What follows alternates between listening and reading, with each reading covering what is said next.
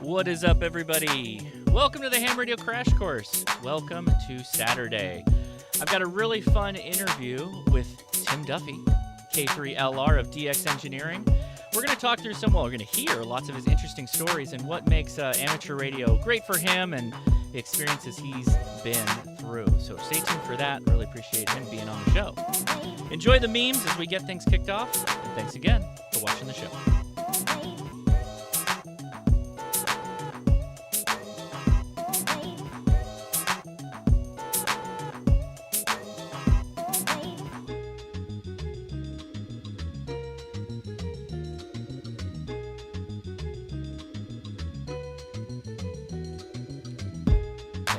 Everybody. All right, how's it going, everybody? I'm Josh, KI6NAZ. Thanks so much for clicking on the Ham Radio Crash Course. Not much preamble to get into things, but I do want to give another shout out just to our merch store that my wife runs for the Ham Radio Crash Course, hamtactical.com.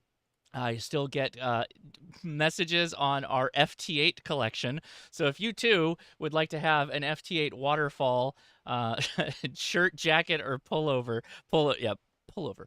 There you go. Then go check out hamtactical.com.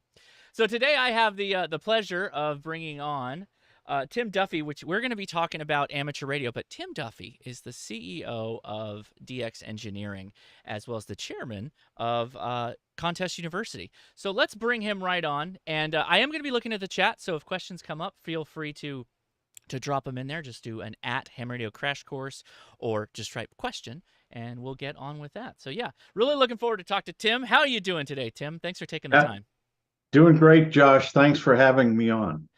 So part of this, I was telling Tim before we went live, part of this, Tim's been on Ham Nation many times, way before my taking it on as a host and whatnot. You've been a part of that for quite a while, right? Years and years. Right. Yes. Oh, yeah. No, since the beginning, actually. Yeah.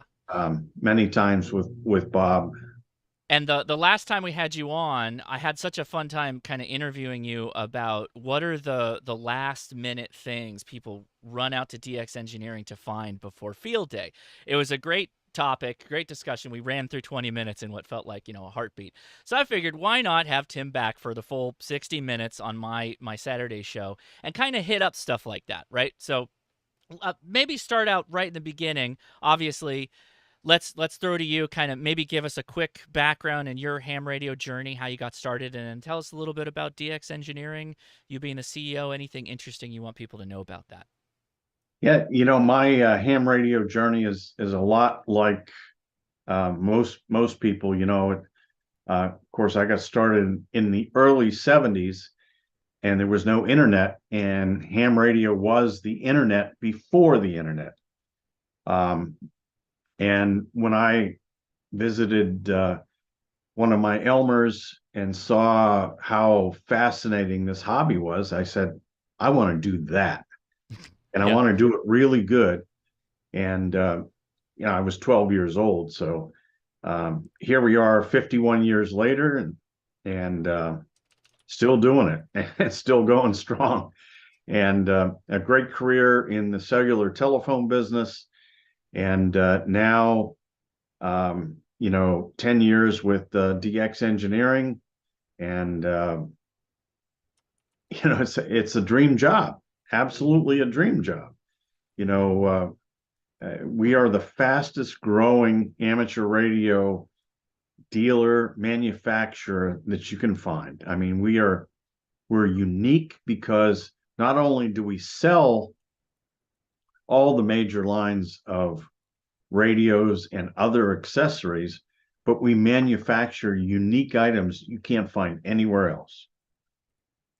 Also, your background in support to DXpeditions and so many aspects of I guess keeping the really interesting parts of amateur radio going, I've always found is like fascinating, but also I think important to the longevity of the hobby. So it's that kind of reciprocal nature of DX Engineering that I always appreciated. So yeah. Let's see. Interesting things going on at DX Engineering. You want to hit right up in the top. We've got links in the show notes for anybody that wants to check it out. But anything you want to mention right up top, so people go check out? Well, we introduced a lot of products at Hamvention, Hmm. which is the big show, and that's it's in Ohio, it's our home turf, and so we had a lot of products that we introduced there. But we're really excited about some of the upcoming lines that we're bringing on. One of those is DX Commander. We already got a Um, question about that. We love DX Commander here on this channel. Love them. Yeah, and so the great news is that 11 pallets. Can you imagine, Wow. Josh? 11 pallets of DX Commander um, antennas are on their way to DX Engineering. We'll have them in a few weeks, and when they're on the shelf, they'll be on the web, and I think they'll be flying off the shelf, Josh. Oh yeah. I mean, because this is going to be this is the United States. The only way to get a DX Commander basically in the United States is going to be through DX Engineering, right? Yes, yeah, we're exclusive, which is something we like. And it's going to be just exciting to have that brand on with us. We love Callum. Callum's active YouTuber, great guy. Is always also really supportive of the amateur radio community. So that's just awesome. What Yeah, is? so Yep. we're stocking heavy, and we'll have them in time, before winter, and we're really excited, and our customers, I think, are really excited about that coming on, and hopefully we'll find some new customers as a result Yeah. of bringing DX Commander on. Yeah, you said that's. It sounds like a lot of pallets, but now that I think about it, Callum actually has a lot of diverse product lines. It's obviously different antennas, but it's not just one antenna. You're going to have multiples of his the Rapide, the Yes. Nebula, potentially the Classic, all those, because there's a lot of different antennas he offers.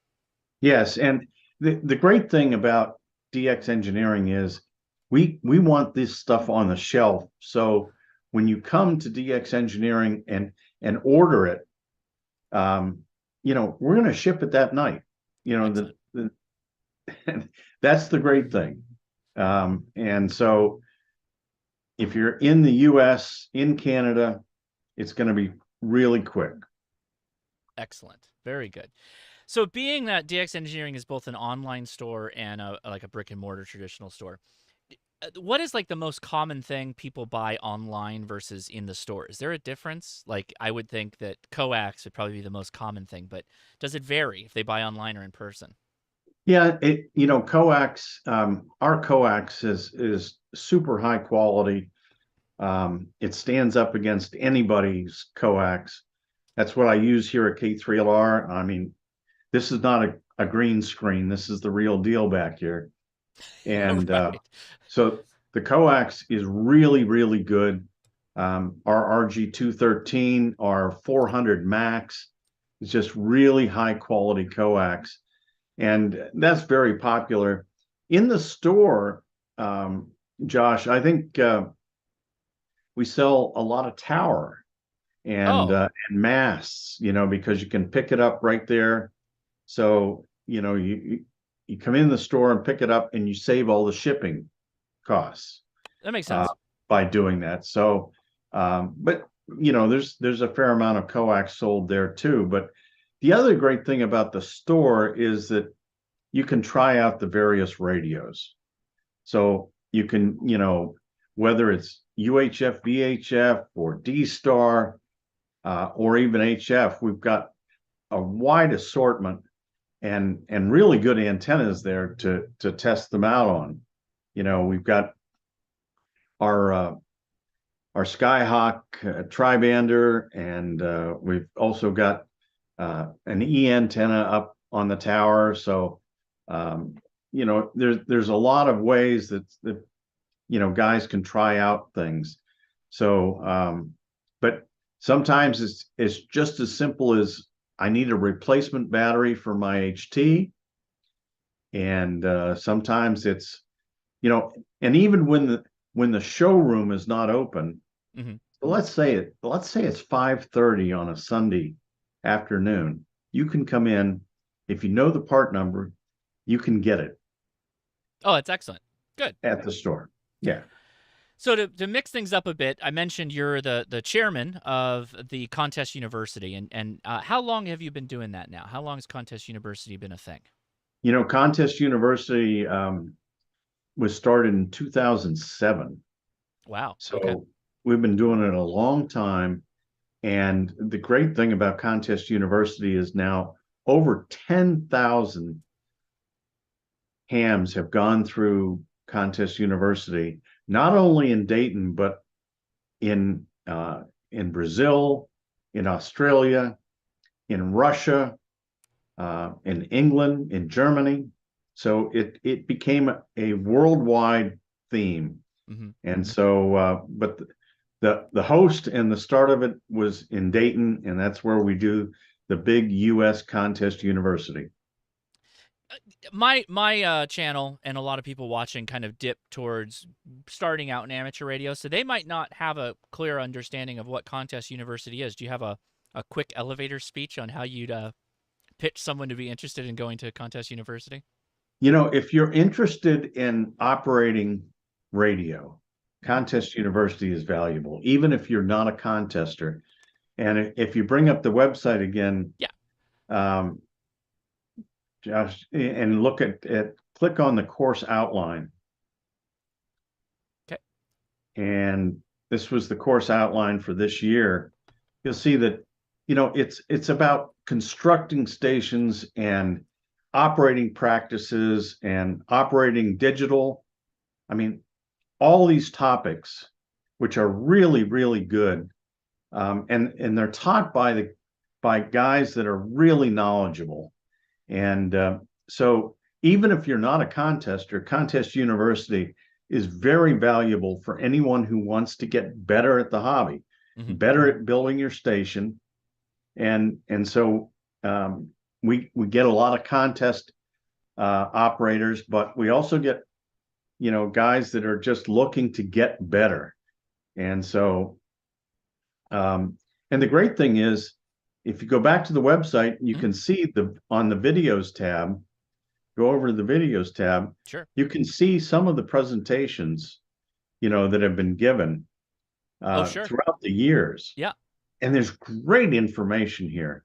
And then all of in the files tab, Josh, is you've got all of the you know, Oh, yeah. the topics have all been expanded into PDFs that you can download and take a look at the slides. So it's all about sharing and giving back. I love it.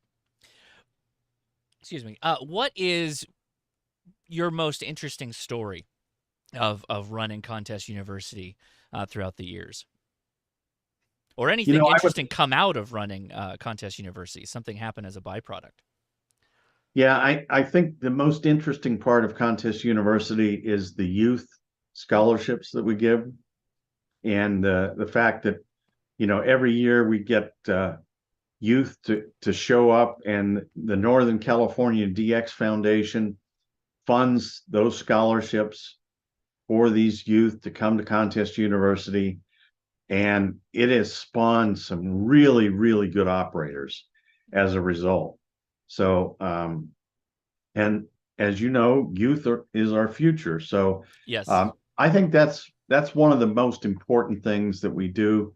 Um, but again, the idea is, let's bring people together, bring really knowledgeable professors to teach this stuff, and then make them accessible so that everybody can ask questions.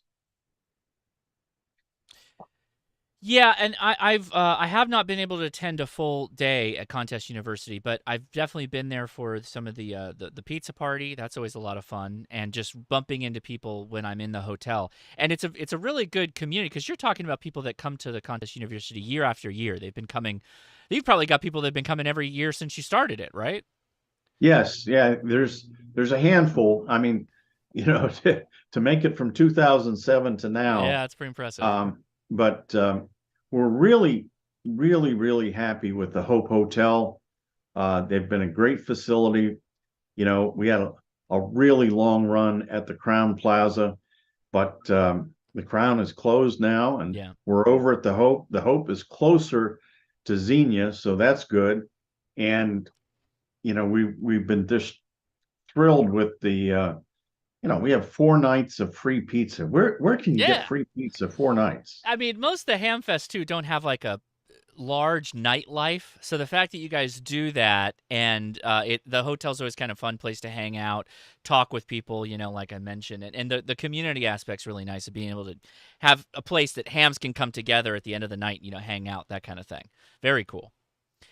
I want to Yes.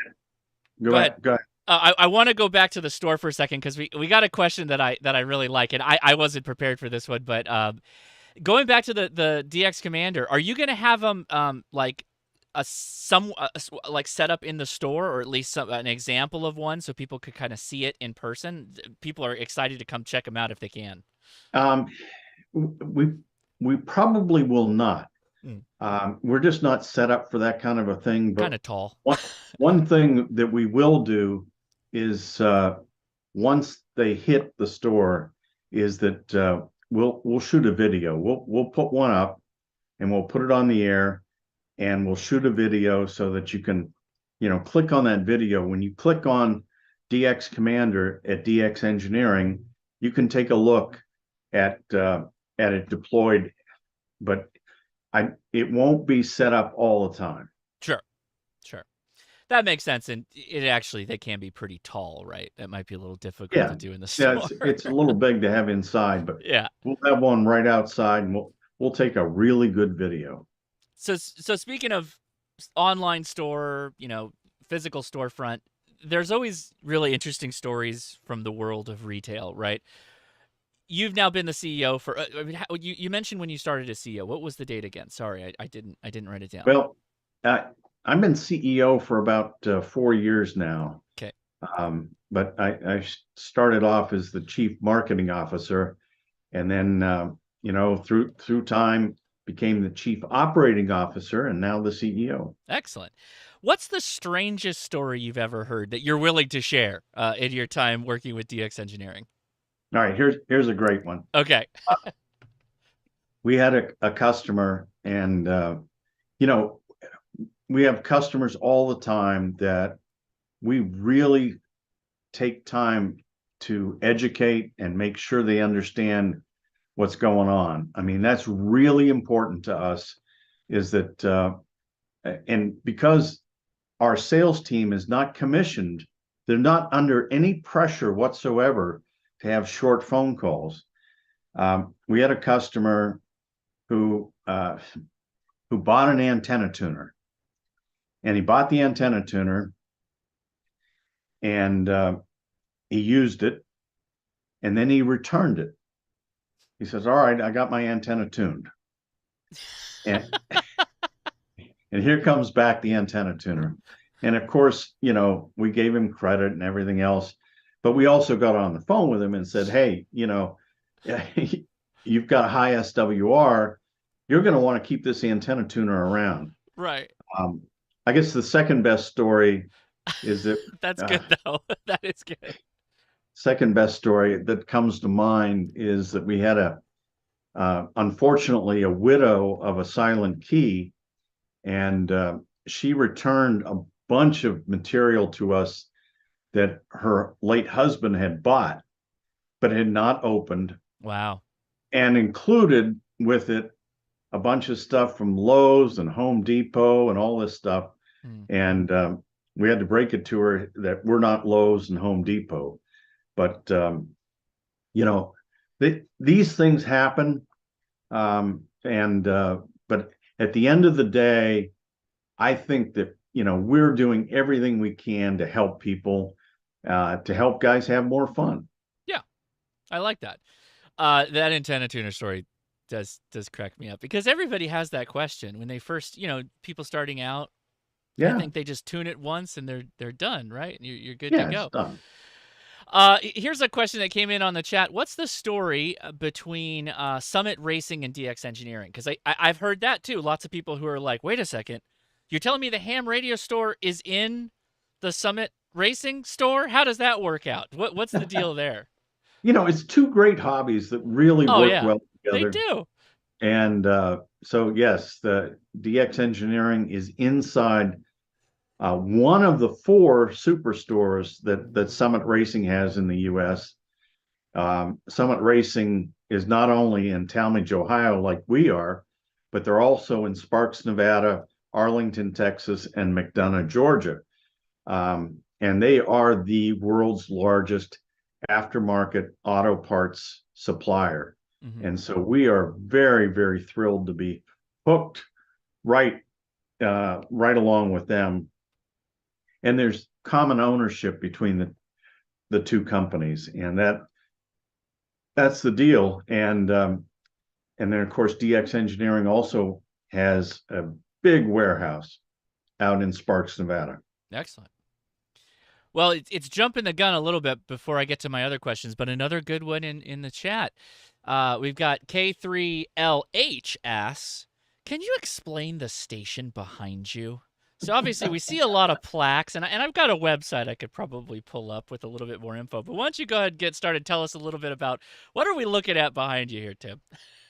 Yeah, behind me is two ICOM IC7851s, and this is the 80 meter station. So these two radios are used on 80 meters during our multi contests. And over my shoulder is a Alpha 77DX, which is a single 8877 multi-band amplifier that we never use on any band except 80. And it was given to me by a very good friend who's a Silent Key, K3TUP, John Kansas, and it has never failed and has worked very well. A few years ago, my friend W3YQ and I rebuilt it. We put on new front panels and side panels, and it looks beautiful. It looks like the day it was born, and it's almost 50 years old. Mm-hmm. So it's an incredible amplifier, runs 1,500 watts all day. On the other shoulder is one of my homebrew 1,500 watt amplifiers that is an 8877, but it's only single band. And that makes it so much easier when you're doing that. But this is the 80 meter stations, and this is just two out of the 11 stations we have here. I I was in the background pulling up the great video that Randy did on YouTube, which is available if you look up visit to K3LR contest station. So those are some of the antennas, right, Tim? That's it. So I'll try and scrub through this a little bit, not to steal Randy's thunder. Go watch his video. That's going to be kind of more the background. But Superstation, definitely active in the contest, right? What's your primary contest that you like to operate? We like to operate the DX contests. Mm-hmm. That's what we specialize in, and we do it in multi. So that means multiple operators and multiple transmitters. And when you go to the K3LR.com website, you can see that it takes about 12 or 13 operators to man the station for 48 hours in these big worldwide DX contests. Yeah, so explain that. What is multi for people that don't know? So multiple operators, multi-transmitter, which means we can have as many as 6 transmitters on the air simultaneously. 160, 80, 40, 20, 15, and 10. And here we have two stations. If you go and click on contest photos over there, Yes, Josh, I see that. I'll pull it up right now. Yep. and just click on 2022. Okay. There's a good, and you can click on any one of those. Okay. There we go. Yeah. There you can see there's one of the contest teams from 2022 ARRL phone at K3LR, and everybody's having a good time and making lots of contacts and working lots of DX. Now, when and this is just for my own information as well. When you say like multi-op, multi-station, is that like one operator working two different radios on two bands potentially? No, every Okay. operator is operating their own radio. Okay. So yeah, and the operators are dedicated to the bands. For instance, N3GJ just does 10 meters. He's been doing 10 meters here at K3LR for 25 years. Hmm. And he's really good at it. And he knows the band, he knows how the station works, and he keeps coming back. Excellent. Yeah. So are you guys? You obviously look like you have a lot of fun. I'm looking at these pictures, and you can see not just the important stuff, right? Not just the ham radio, but also looks like you get a lot of good food going on there too. Well, yeah, there's Chef Sal, Yeah, you could. WM2H. He's a great contest operator, but he's even a better chef. Yeah. So it looks like you And guys are having a great time though. yeah, oh, it is all about having fun, and but we're very serious about trying to win, and that's what the plaques behind me are from. Yes, that's from contesting, right? That's the proof. Yes, that is the result. I like it. So speaking of contesting, obviously you're the right person to probably ask this question. Contest University, obviously your accomplishments here with your own personal station and the group of people that you operate with. If someone was a new ham, not even a new ham, but becoming interested in contesting, do you have maybe like 5 tips that you would recommend for them in how to get started, or maybe not get started, but just not get frustrated by contesting? The way to really get started on the right foot in contesting, I guess you could say. Yeah, the most important thing, Josh, is to listen. Listen to other contest operators. Listen to the ones that are finishing high in the standings. And you don't have to have a big station to have fun in contesting. That's a misnomer. For years I had just dipoles and verticals and things like that. And the idea is just listen so that you understand how contest operators really work. And the listening is so important. And then the other thing is, don't get frustrated.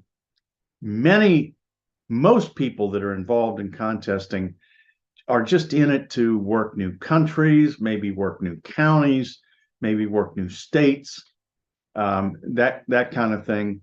And so those are search and pounce operators. They spin the dial and look for those stations. But then the other part of it is, especially on field day, don't be afraid to call CQ. I mean that Yes. when I was growing up, I was with a field day group where they were afraid to call CQ, and and once we called CQ, wow, that increased the score phenomenally. Mm-hmm. So don't be afraid to call CQ. I like that. Yeah.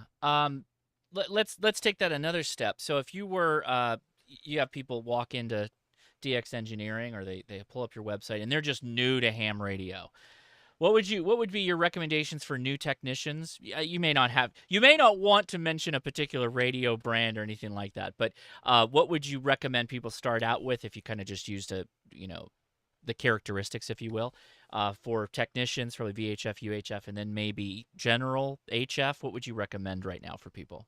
Yeah, just starting out, it's you want to get a good handheld. Some of the Chinese handhelds can be very frustrating to program, and Yes. so we don't sell those. But I know a lot of people say, "Hey, I'm going to pass my technician test, and then I'm going to get a very inexpensive handheld and see if I like the hobby."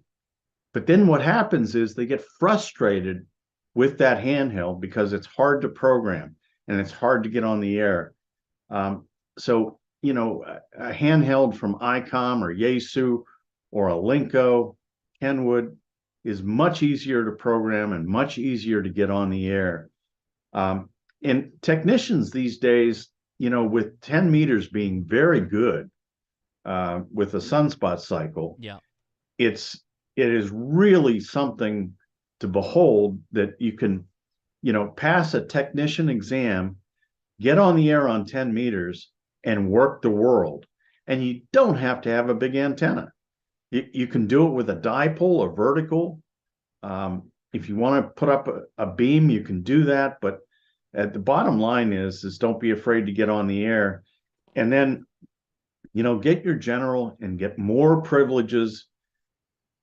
I can't recommend a better radio than the IC 7300. Mm-hmm. When you talk about bang for the buck, I mean, it is an incredible radio. Yeah. What is oh, bang for your buck? I mean, that could be a whole 60 minutes right there. So if somebody let's stick with that. Stick with that. 7300, right? Let's use that as your base station. Round out the station. If somebody was starting out on HF, what would you recommend? Not necessarily particular brands for antennas or whatnot, but like if you had to recommend somebody maybe getting started in contesting, they wanted to build a simple station at home, what would you recommend hardware wise to them? The with the 7300, you want a good power supply. So don't go inexpensive. Samlex is one of my favorite brands, and Astron, to get a good power supply and get a good microphone. Hmm. And then, Josh, the best thing to do is to get on the air with a friend and make sure you get your audio set up correctly. Oh, good point. You know, that Yes. that is so important. So many guys struggle with bad audio. So you have to have a decent microphone. Of course, we've got all the Heil mics and other manufacturers, but you want to make sure that you get your equalizer settings set correctly and that you sound good. You don't want to sound bad. That's really, really important. Yeah, you could have the best station kind of in the world, but if your audio is all screwed up or you're overdriving it or it's too stepped on and crushed, like that's going to be a problem in just making contacts, let alone being heard, right? You might be being heard just fine, but you have a difficulty in people understanding you. Oh yeah, no, it's amazing how many stations are on the air and have audio that is not very good. Hmm. And with the radios of today, there's no reason for that. Mm. I mean, there's absolutely no reason. But the trick is to get on with a friend, like on 10 meters, on close in, and tweak the audio and make sure you get it right. And you'll be amazed at how many more contacts you'll make because your audio is good. Right. I've actually had pretty good luck with those online SDRs. Uh, Yeah. Tuning in, put those in my ears and transmit out, call in CQ or whatever, and just listen to see if I can hear myself, how I sound, and whatnot. And I can kind of tweak things a little bit that way too. What about antennas for new technicians or people getting out on HF? What do you kind of point people to? Yeah, we like to point people towards the off-center fed dipole. Mm, Verticals are very, very popular to get started. The Hustler vertical is really, from a price standpoint, is really good. And so we always, have guys look at that. Of course, we manufacture the butternut vertical, and it goes in your backyard. You put down some radials, and you're on the air. yeah, and obviously we already mentioned DX Commander. We love DX Commander. I'm a big fan. I mean, I have a 7610 now in my shack, so I have a vertically polarized antenna and a horizontally polarized Yagi antenna, and I like to have the diversity receive capability. Obviously, that is well beyond a 7300 for a first timer, but as you start thinking about it, stuff like that is where you can kind of synergize your shack to be a little bit more effective. Yep. No, that's true. I mean, but you don't want to bite off too much of the elephant at once. Sure. Yeah, that's a good point too. Somebody in the chat was saying, "Oh man, this looks like it's an expensive hobby and lots of money and all that stuff." And to a point, there is a bit of a kickstart to that.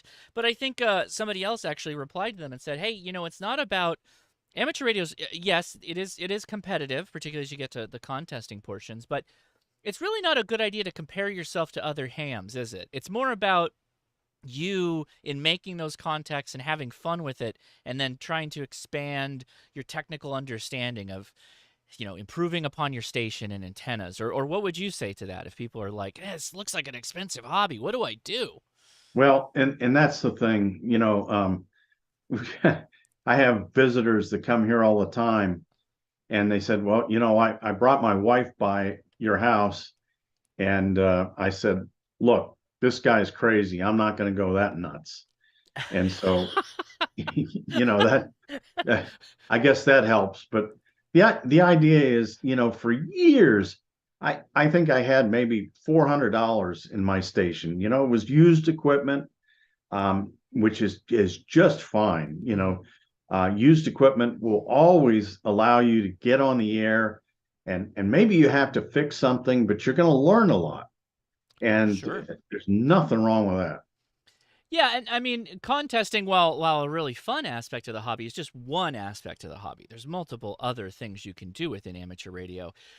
Further, there's all kinds of different, classifications that you participate in with contests. Like you're obviously participating as, like you said, multi-station, multi-op, running. You already mentioned your amplifiers, right? So power output's going to be just a major delineating factor between stations as well, right? It is, but most of the stations on the air are running 100 watts. Yeah. In contests and in day to day, they're running 100 watts. There's a great crowd, running 5 watts or less, the QRP guys, Mm-hmm. which are really dedicated guys. And, that's a challenge. That's a whole, you talked about segments. I mean, that's a whole different segment. But to do well in a DX contest, especially from Western Pennsylvania, it is about running the legal limit at 1,500 watts. Yeah, I have redoubled my efforts in trying to improve on my CW, my Morse code, and did a live stream where I was able to make 5 contacts. I was very proud of myself.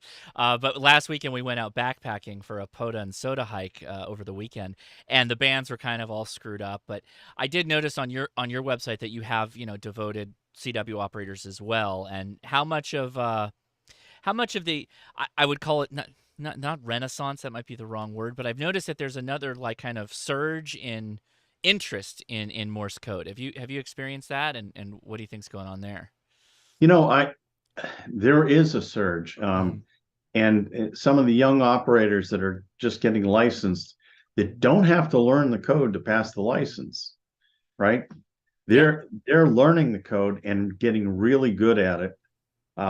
If you take a look at our team in 2023 for the CQ Worldwide CW contest, KG5HVO is here. He's 19 years old, and he blew the doors off of everybody copying CW at Hamcation, over 60 words a minute. I've noticed that I'm seeing some of the more competitive contesters, like the names you start hearing about, particularly for CW, or some of the younger guys. That maybe it's because their brains are more elastic. Maybe they're a little bit faster at doing that. I don't know. I don't know. But I've seen some of these young guys, and they're just killing it on copying, right? And that's just super impressive to me.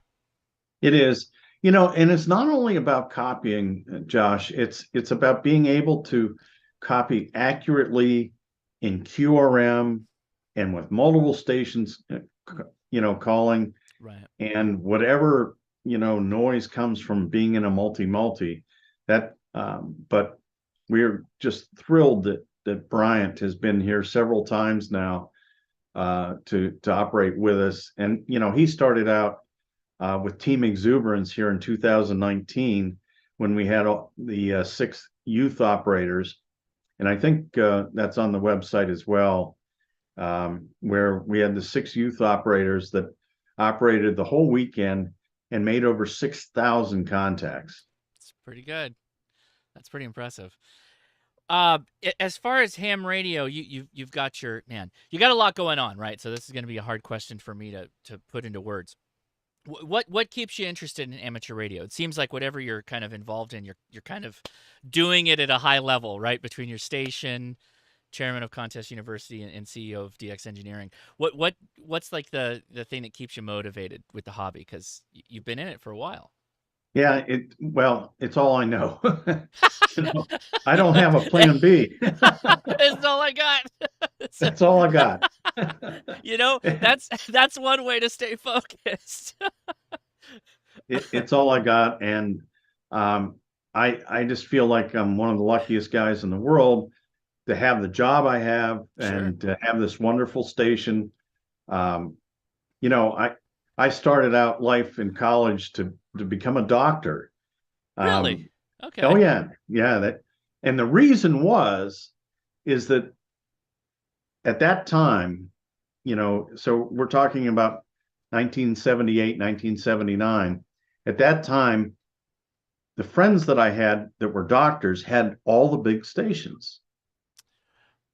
They had Interesting. they Okay. had the big stations, Uh-huh. and I said, this is the way to get a big station is to become a doctor.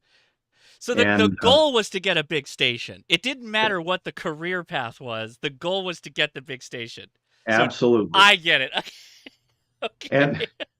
and so about a year in, maybe a little bit more than a year in, I really hated it. It was sort of like, when I went out for the football team, when I was a senior in high school, finally I went out because I wanted to get a date, Sure. for homecoming. Right.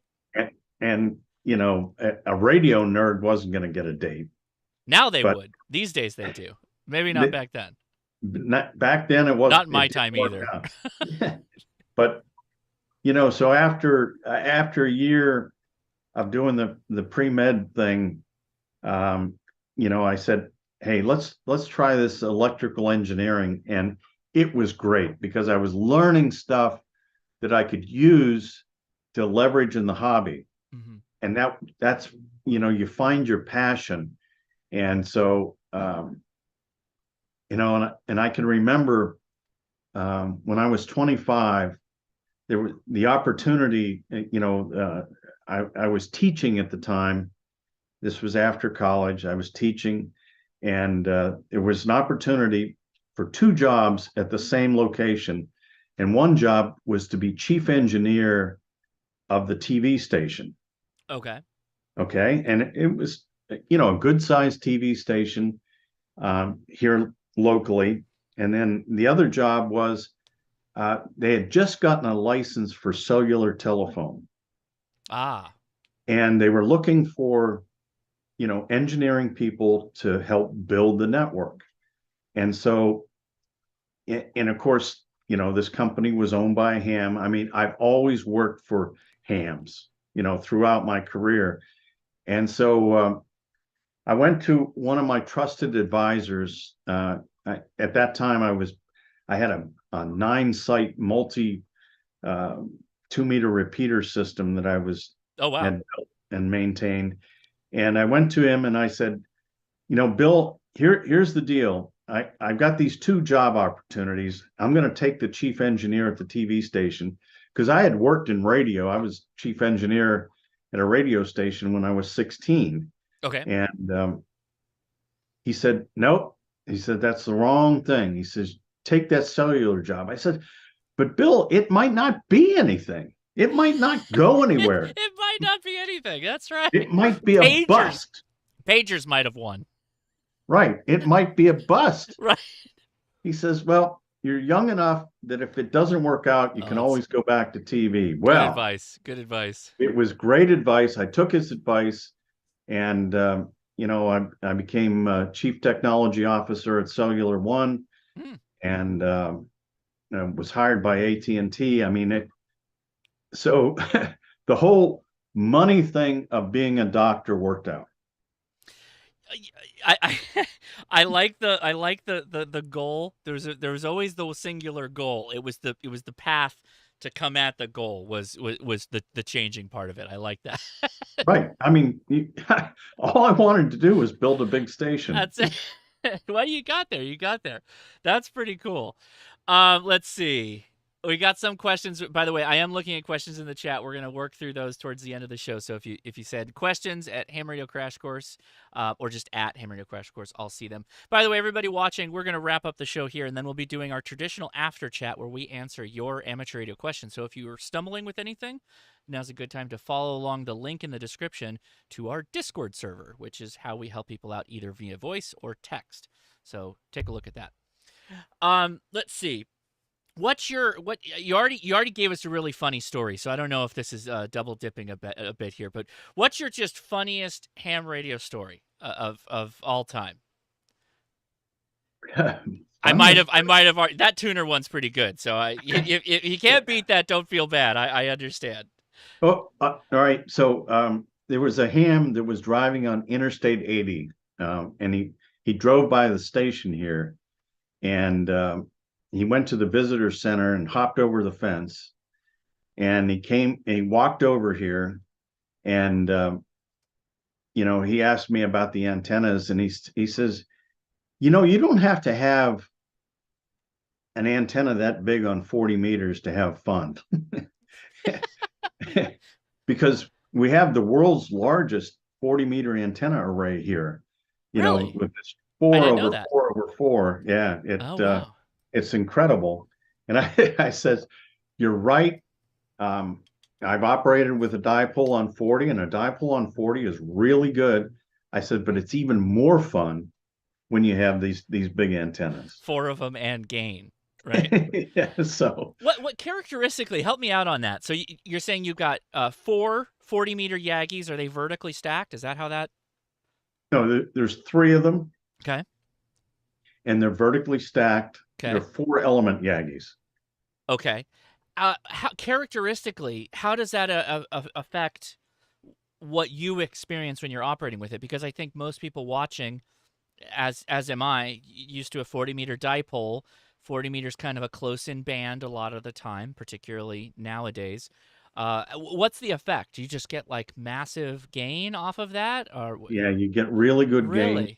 You get directivity, which is nice. very helpful for cutting down noise.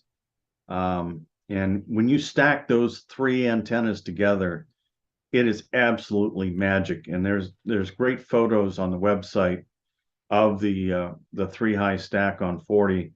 And Josh, I've had ham send me recordings from New Delhi, India, from Bangkok, Thailand, on how impressive the signal is. So it's working. I don't know if let's see, is that it by chance? Am I looking at the right pictures? No, that's 15 and 10. Is it in any of your contest pictures? Because now I want to see if we can pull it up. That is the 40-meter tower there. It's not a great photo. Yeah, let's see if I can enhance. I can a bit. There you go. Yeah, there's the 3 big Yagis. I see. Wow. Each one of those 4-element Yagis weighs 410 pounds. And the reflector is 75 feet long on each one of them. So they're massive antennas. That's kind of hard to put. That's one of those things where it starts getting so big that it starts messing with the human mind. You can't really start to kind of get it in your head conceptually until you see it, right? Right. And scale is a problem here. I guess that barn's actually much bigger than we expect, right? Right. Oh, that's awesome. That's super cool. There's a great question from Brian WM8G. What is your most memorable QSO? I guess the most memorable QSO, we actually have 3 of them here, and I didn't make them. They were made by operators here. Working Mongolia on 160 meters. Oh, wow. 160. Yeah. Yeah, that was really good.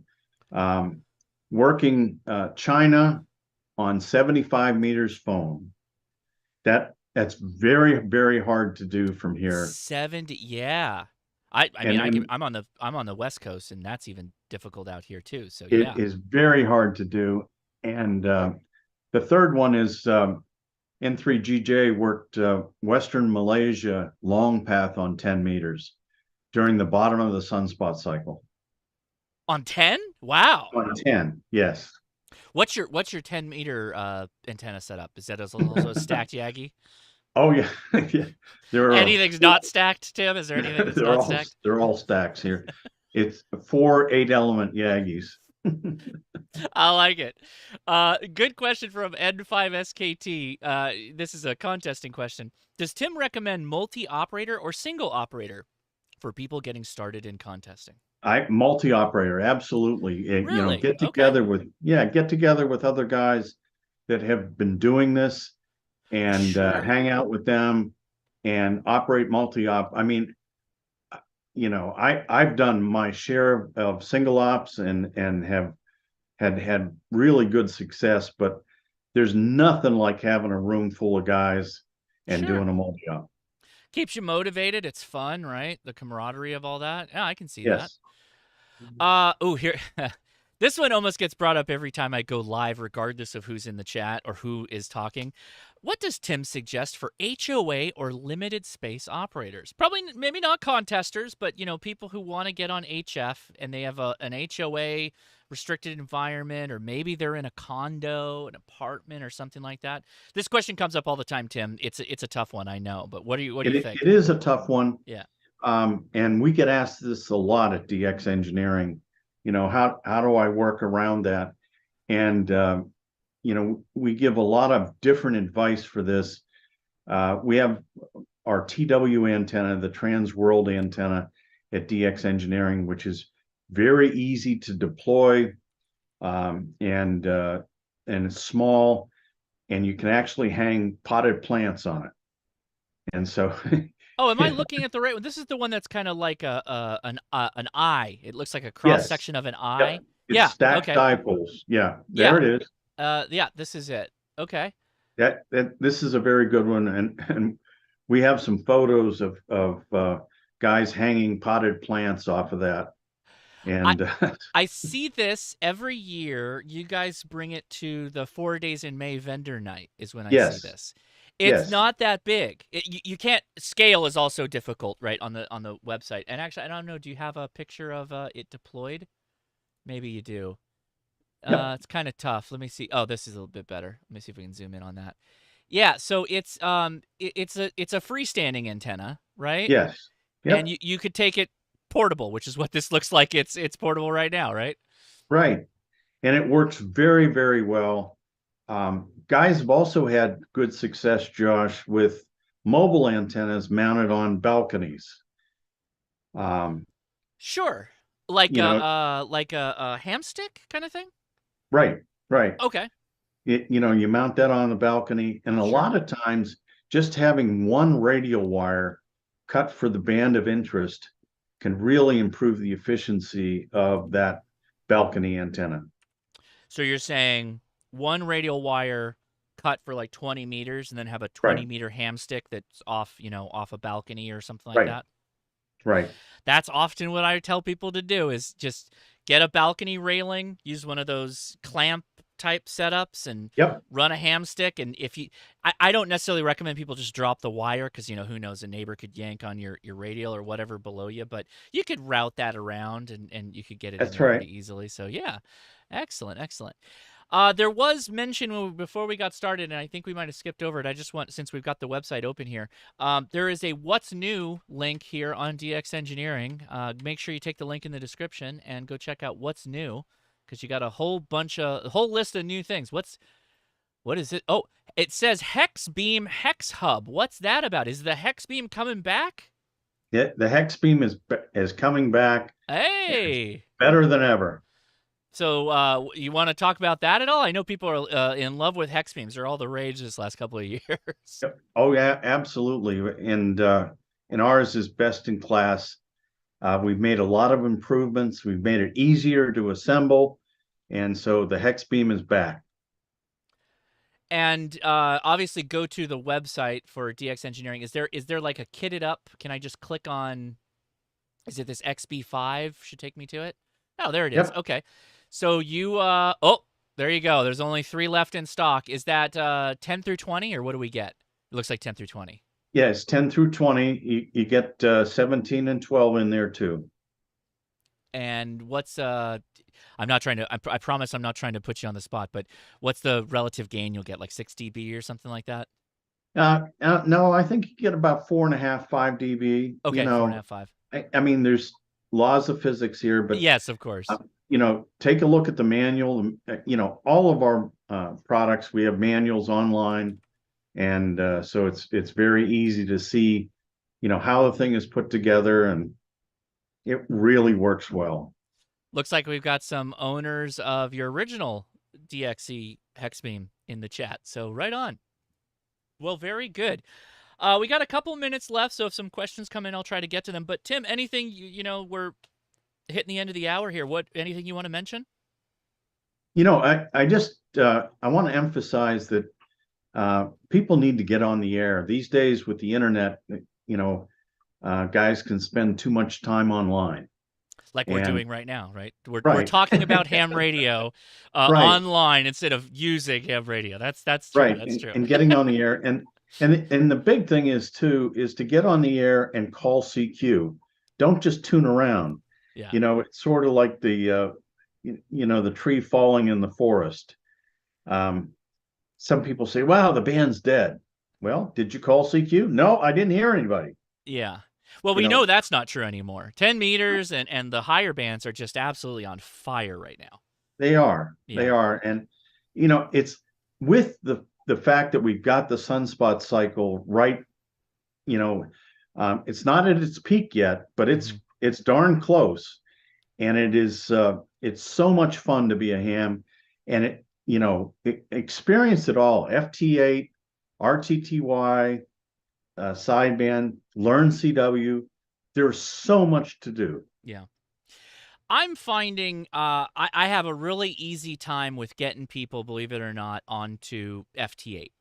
I can explain to people very easily how to set up their computer to do FT8 if they have one of the major brands or the little interface dongles and whatnot. I can get them up and running very easily. But then to almost push the baby birds out of the nest a little bit and say, okay, now we're going to start calling CQ on single sideband, or now we're going to go do a Parks on the air, or we're going to do a Summits on the air. That's that kind of next step that, it takes a little bit of work sometimes to get people encouraged to do that. And I can see it because FT8 is busier than it's ever been. It keeps growing, it seems like. Oh, it is. It's phenomenal. And especially at the bottom of the sunspot cycle, when conditions weren't good, FT8 was a big bang.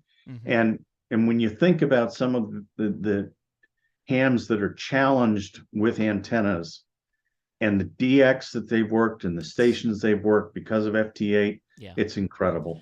No, you can't poo-poo FT8 at all. I love it. I think it's a lot of fun, and it also is really good for giving proof of concept to your antennas. But I'm with you that we kind of want to experience all of it. We should recommend everybody to try all the things, right? Yes, absolutely. This is an interesting one. This is from Bear Cool. Does DX Engineering offer some kind of trade-in to allow an upgrade path to larger rigs? I've never really heard of such a thing, but now it's kind of no. Unfortunately, we don't.